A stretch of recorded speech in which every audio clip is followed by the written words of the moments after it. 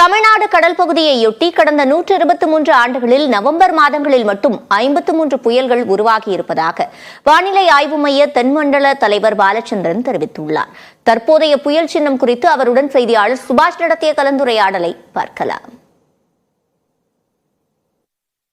இந்த ஆண்டு வடகிழக்கு பருவமழைக்கு முதல் புயல் சின்னம் உருவாகி இருக்கு. நமக்கு நாளைய தினம் இது புயலாக மாற இருக்கு. இதற்கான ப்ரெடிக்ஷனை நம்மிடையே கலந்துரையாடுவதற்காக வானிலை ஆய்வு மையத்தின் தென்மண்டல தலைவர் பாலச்சந்திரன் அவர்கள் இணைந்திருக்கிறாங்க. சார், ரொம்ப டென்ஸான கிளவுட்ஸா இருக்கு சார். எப்படி மழை இருக்க போது? நம்மளுக்கு இந்த டெல்டா ஃபுல்லாவே மழை இருக்குமா? என்ன ப்ரெடிக்ஷன்? அதாவது நம்ம இப்போ தற்போது நிலவரப்படி பொறுத்து பார்த்தோம்னா, நேற்றே நம்ம சொல்லியிருக்கிற மாதிரி கிழக்கிலிருந்து இப்போ எம்ஜிஓ ரொம்ப ஸ்ட்ராங்காக இருக்கு.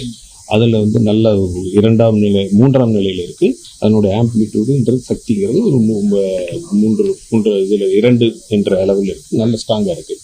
அதை தவிர்த்து நமக்கு இந்த வங்கக்கடல் பகுதியிலலாம் பார்த்தீங்கன்னா காற்று குவிதலும் அதனுடைய இதுவும் கன்வர்ஜென்ஸும் டைவர்ஜென்ஸும் சிஸ்டத்தில் நல்லா இருக்குது. இதெல்லாம் இருக்குது. கடல் வெப்பமான பகுதியில் இருக்கிறதுனால இந்த சிஸ்டம் சாதகமான சூழ்நிலை இருப்பதால் நம்ம அடுத்து வரக்கூடிய 24 மணி நேரத்தில் நம்ம இது புயலாக வலுப்பெறுவதற்கான வாய்ப்பு இருக்கிறது. சென்னையில நீங்க ராமநாதபுரம் வர, புதுக்கோட்டை ராமநாதபுரம் வர மழை சொல்லியிருக்கிறீங்க. அங்கேயும் இதே மாதிரி இருக்குமா இல்ல வேரியேட்டர்? அதை பொறுத்த வரைக்கும் இதுதான் முக்கிய அதிகம். இப்போ இருக்கிற சிஸ்டம் 550-800 கிலோமீட்டர் அந்த தொலைவில் தான் இருக்கு சென்னையை பொறுத்து. மற்றதெல்லாம் இங்க பகுதியில் கனமுதல் மிக கனமழைக்கு தான் வாய்ப்பு இருக்கு. பரவலாக மிதமான மழை தான் இருக்கும் மற்ற மாவட்டங்களில் பொறுத்த வரைக்கும்.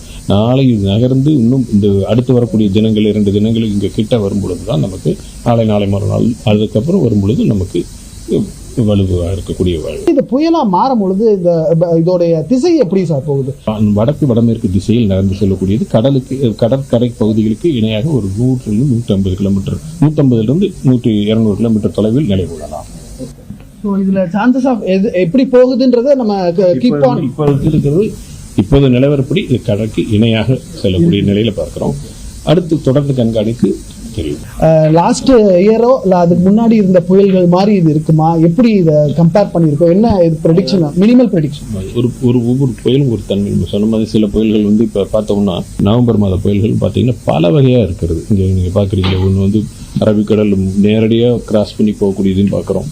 வளைந்து இந்த அரபிக்கடலுக்குள்ள திருப்பி வருவதையும் பார்க்கிறோம். கரையை ஊட்டி செல்லக்கூடிய புயல் பார்க்கிறோம். கிட்டத்தட்ட 123 ஆண்டுகள் கிட்டத்தட்ட 53 புயல்கள் உருவாகி இருக்கக்கூடிய சூழ்நிலையை பார்க்கிறோம். தொடர்ச்சியா இந்த புயலின் போக்கதையும் இந்திய வானிலை ஆய்வு மையம் ஆய்வாளர்களும் கணித்து வருகிறார்கள். ஒளிப்பதிவாளர் விக்னேஷுடன் நியூஸ் 18 தமிழ்நாடு செய்திகளுக்காக சுபாஷ் பிரபு.